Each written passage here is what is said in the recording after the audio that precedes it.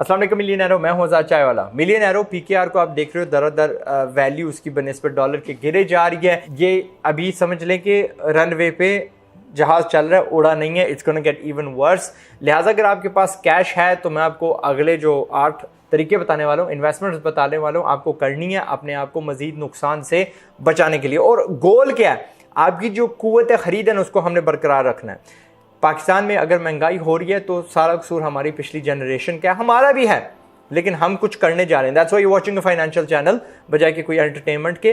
पिछली जनरेशन ने गौर नहीं किया मईशत पर, अपने आप को काबिल नहीं बनाया, 10 वी आर गरीब।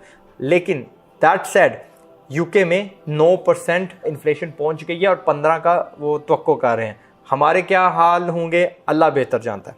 खैर, जो सबसे पहली आपने इन्वेस्टमेंट करनी है वो है शेयर्स में। इट डज नॉट मैटर आपके पास लाख रुपया 50 लाख है, व्हाटएवर। उसमें एफएमसीजी वाली जो कैटेगरी है वो सबसे स्टेबल है। हमने साबुन, शैम्पूज वगैरह तब भी इस्तेमाल करते रहना है। एंड आपने ऐसी कंपनीज में इन्वेस्ट करना है जो आपको डिविडेंड्स देती हैं। बट एक और बात है यहाँ पे, वो कंपनियां यानी फुल जोर पे लगी होंगी ताकि अपनी जो वैल्यू है वो मेंटेन करते रहें। और शेयर होता क्या है, फर्ज करिए कोक के ना 30-40 लाख शेयर होल्डर्स हैं, आप भी उसका एक शेयर ले लेते हैं, या प्रॉक्टर एंड गैम्बल का, या कुछ भी यार किसी ग्लास कंपनी का, सीमेंट कंपनी का, हजारों लाखों उसके शेयर होल्डर्स होंगे, आप भी उसके हिस्सेदार होंगे, आप भी उसके मालिक होंगे। बट उनका सारा जोर ये होगा कि नॉट ओनली कि वो आपको डिविडेंड दे। डिविडेंड क्या होता है, साल के बाद जो प्रॉफिट होता है उसका कुछ हिस्सा वो दिया जाता है अपने शेयर होल्डर्स को, मालिकान को। और ये अक्सर क्वार्टरली दिया जाता है, साल में 4 बार दिया जाता है। और ये इन्फ्लेशन से, मैंने जिन कंपनीज में इन्वेस्ट किया हुआ है वो ज़्यादा ही है, and these are Pakistani companies. Plus मैंने क्या कहा, इनका जोर होता है कि ये इन्फ्लेशन से ऊपर अपने आप को, अपनी वैल्यू रखे, इसे नीचे गिरने ना दे। लिहाजा ये आपके पैसे का इंशाल्लाह खूब ख्याल रखेंगे। और वो जो डिविडेंड होगा वो आपकी एक्स्ट्रा वो मक्खन होगा। दूसरी चीज़ होगी सोना। सोना हमेशा पिछले 10 साल से यानी उसने अपने आप को अबव इन्फ्लेशन रखा है। जितनी मिकदार में आप खरीद सकते हैं, ज्वेलरी नहीं खरीदनी है आपने रोड, टिक्कियाँ, बिस्किट वगैरह सोने का खरीदना है। तीसरी चीज़ क्या होगी, रियल एस्टेट। अब real estate I hate it in Pakistan, लेकिन इसकी एक बात है कि यार ये अपनी वैल्यू रखती है, खासतौर पे जहाँ पे इसका इस्तेमाल हो। ओके, किराया आपको बनिस्बत वो ना मिले, बट उसकी जो वैल्यू है वो इंशाल्लाह इन्फ्लेशन के ऊपर रहेगी। चौथी चीज़ है कमोडिटीज़। और कमोडिटीज़ में मैंने एक वीडियो बनाया था कि ईंटें ले लो, और बहुत ज़्यादा लोगों ने ना मजाक मेरा उड़ाया। But in the past 2 years ईंटें 40% ऊपर गई हैं। ठीक है, 8 रुपए की होती थी, 11 रुपए तजावुज़ कर चुकी हैं।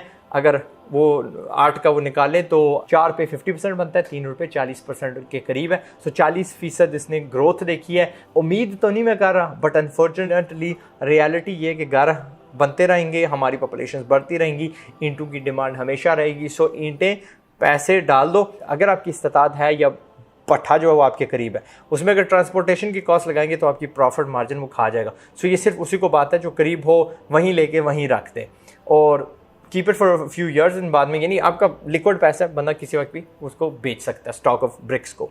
5वीं एडवाइस मेरी ये होगी कि अगर आप फ्रीलांसर हो, आपकी इनकम बाहर डॉलर से आ रही है तो डॉलर वाले अकाउंट में रखें, hold on to it, and थोड़े थोड़े करके आप पीकेआर में तब्दील करें एंड यूज़ इट अकॉर्डिंगली। छठी एडवाइस ये होगी, गाड़ी ले लें, खासतौर पे वो गाड़ी जो के करीम ऊबर या रेंट पे लग सके। मैंने गाड़ी अपनी 51 लाख रुपीज़ की ली थी, brand new 0 meter. Right now उसको बेच रहा हूँ, 72 lakh is the offer I had, और मैं उसको एक्सेप्ट करने वाला हूँ।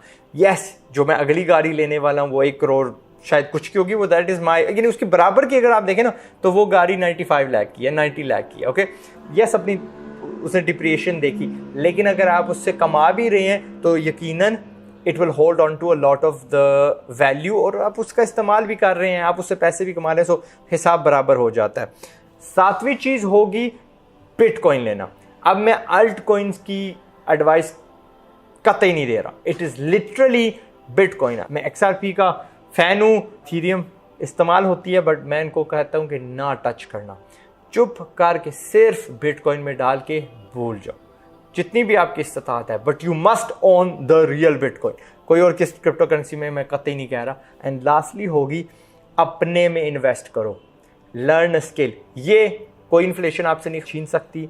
जो स्किल्स दुनिया भर में बेचे जा सकते हैं, खासतौर पे डिजिटल वाले, वो सीखो, फ्री में सीखो, पैसे दे के सीखो, व्हाटएवर, बट वहाँ पे आपका टाइम लगता है, पैसा लगता है, जो भी लगता है, वो इन्वेस्टमेंट करके आई वुड से कि इन्वेस्ट योर मनी, टाइम वहाँ पे। मिलियन एरो ये थे 8 आइडियाज़, तरीके टू प्रोटेक्ट योरसेल्फ आने वाले जो रिसेशन से। पूरी दुनिया रिसेशन में जा रही है, ओके। हम लोग पाकिस्तानी सिर्फ और सिर्फ इस वजह से बच सकते हैं कि अगर आज हम चीज़ें बनाना शुरू कर दें, आज हम IT वाले बिज़नेस में, ई-कॉमर्स वाले बिज़नेस में घुस जाएं। ये चंद चीज़ें हैं जो हमें बाहर से पैसा ला के देंगी एंड हम अपने आप को स्टेबल रख सकते हैं। कम से कम जहाँ हम हैं वहाँ तो हम अपने आप को रोक सकते हैं, वरना आने वाली जो गुर्बत है ना, अल्लाह उससे बचाए। ओके, पाकिस्तान जिंदाबाद। अपना ख्याल रखिएगा। एंड अगर आपको पैसा कमाने का शौक है, आपको ऐसे प्रोग्राम्स देखने हैं, तो मेरा चैनल बिल्कुल फाइनेंशियल एजुकेशन पे है, सब्सक्राइब कर लो, अपने ही फ़ायदा होगा। पाकिस्तान जिंदाबाद। अस्सलाम वालेकुम। और बाय द वे, अगर आपके पास कुछ आइडियाज़ हैं जो मैंने मिस कर दिए तो कमेंट्स में लिख दो। Okay, the end. इससे पहले कि गुर्बत से बर्बाद हो जाओ, कोशिश है मेरी कि तुम भी आज़ाद हो जाओ।